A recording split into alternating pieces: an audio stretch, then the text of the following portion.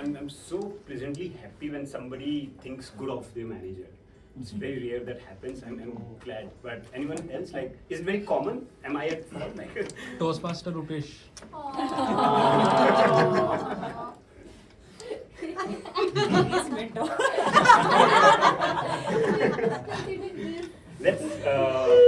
let's move on.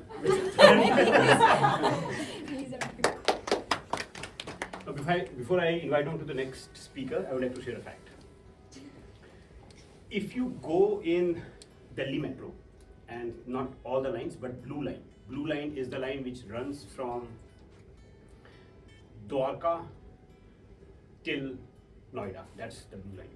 And if you would ask that one name which is most popular, one name which every girl would know, that would be Zakir.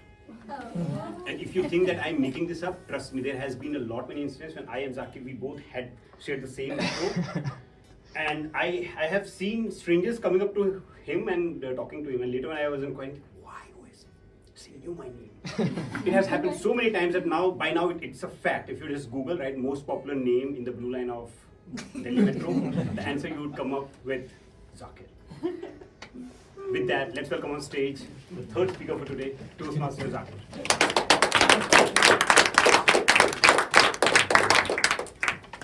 Toastmaster Zakir, see you my name. See you my name. Toastmaster Zakir. Let me start with a rule I live by.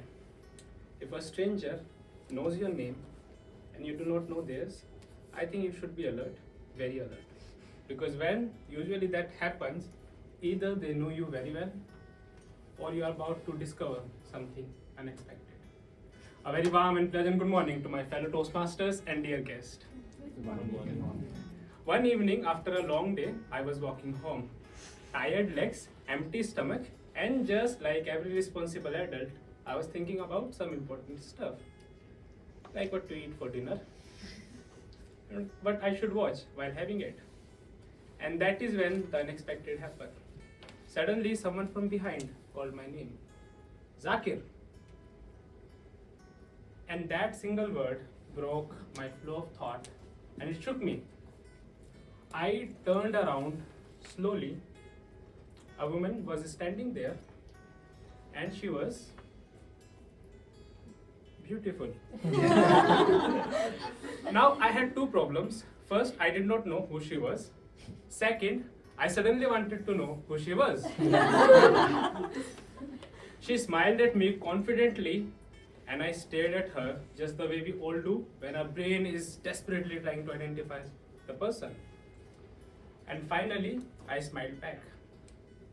And those of you who do not know me, and I'm sure Toastmaster Rupesh would agree on this, that I do have a very good smile. What? You don't agree? How about I show it to you right away? Please smile at me, I'm gonna smile back.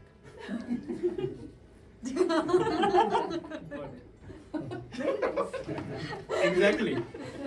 I forgot to mention that sometimes my smile makes or builds discomfort and makes other person uncomfortable. And trying to recover from this moment, I said the only thing my brain could offer. Hi. That's it. No name, no confidence, no charm, and no game. And at this point, I expected the conversation to end. But to my surprise, she continued talking like we were old friends. She said, how have you been? Long time. Long time? Now my fear upgraded to panic because long time means I was supposed to remember this person. My brain started scrolling rapidly through my memory, trying to remember this person. Office? No. Maybe LinkedIn? No. Gym? Let's not lie, even I don't go there. Or maybe school? Oh wait, I was from a boys' school. But nothing really loaded and my memory short, no results found. She continued, so you are in Pune now, right? Now my panic had levels and reached zenith. Because not only did she know my name, she knew my location. And at this point, I was mentally prepared to apologize and run away if I did not get clarity soon. Gathering whatever courage I had, I said, I'm sorry, but I'm really bad with names, which is, we all know, adult language for I have no idea who you are. She laughed and said, don't worry, you don't remember me. Thank God. She continued, I sat next to you during your CFA exam. Now that was worse, because if there is one place I don't remember faces, it's during an exam. She continued, you gave me water when I was panicking, and you talked to me and said, relax, we'll get through this. Now I had no memory of this, but clearly she did. Then her tone changed, and she said something that changed mine completely. You probably forgot that moment, she said, but I didn't, because I had lost my brother 1 week before the exam. And in that moment, everything made sense. And that is when the mystery ended and something else began. Perspective. We all remember our big moments, success, failures, achievements, promotions. But others remember us for small kindnesses we don't even notice. Before leaving, she smiled at me and said, I'll probably never meet you again, so just wanted to say thank you, and walked away. I stood there thinking, maybe we underestimate our impact. Maybe the smallest thing we do mean the most to someone else.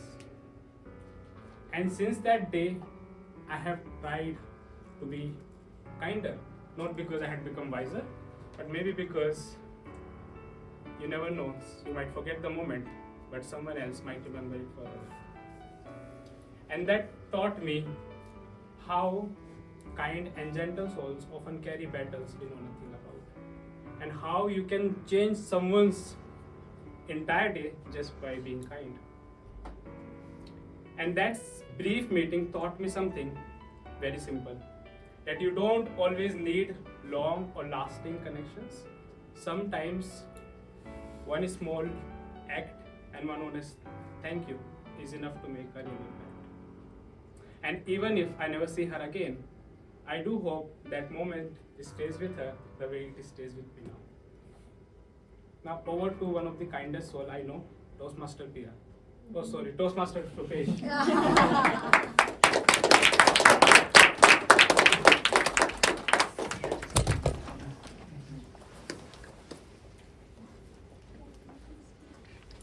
Why you remove that part when you are asking phone number to her and she said no?